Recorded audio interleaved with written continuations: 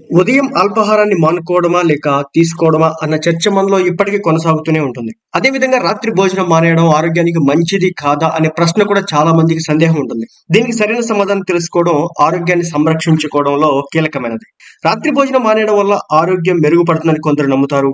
అయితే ఇది నిజంగా బరువు తగ్గడానికి, శారీరక ఆరోగ్యాన్ని మెరుగుపరచడానికి ఎంతవరకు సహాయపడుతుందనే అంశాన్ని విశ్లేషించాల్సి ఉంది. అయితే రాత్రి భోజనం మానేయడం వల్ల కొన్ని ప్రతికూల ఫలితాలు ఎదురవచ్చని చెప్తున్నారు. రాత్రి భోజనం మానేయడం వల్ల అసలేం జరుగుతుంది? రాత్రి భోజనం మానేస్తే ఆకలితో పడుకుంటే నిద్ర సరిగా పట్టదు. ఇది మరుసటి రోజు శక్తి స్థాయిల్ని తగ్గిస్తుంది. ఇక గ్లూకోజ్ స్థాయిల్లో హెచ్చుతగ్గులు కూడా జరిగి మానసిక ఒత్తిడి ఏర్పడుతుంది. శరీరంలో హార్మోన్ల యొక్క అసమతుల్యత ఏర్పడి అర్ధరాత్రి ఆకలి వేస్తుంది.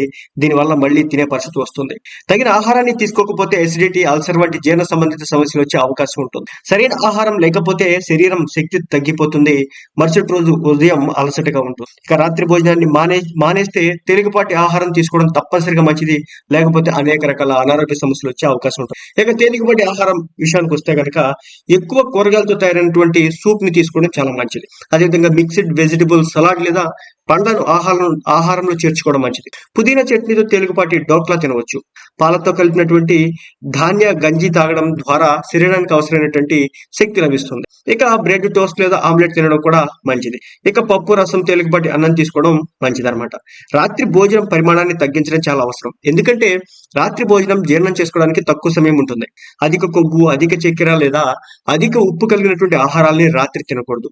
రాత్రి భోజనం నిద్రకు కనీసం 2 గంటల ముందు పూర్తి చేయడం మంచిది. అల్పాహారాన్ని లేదా మధ్యాహ్న భోజనానికి సమయం కేటాయించలేని వారు రాత్రి భోజనాన్ని సమతులంగా చేయడం తప్పనిసరి.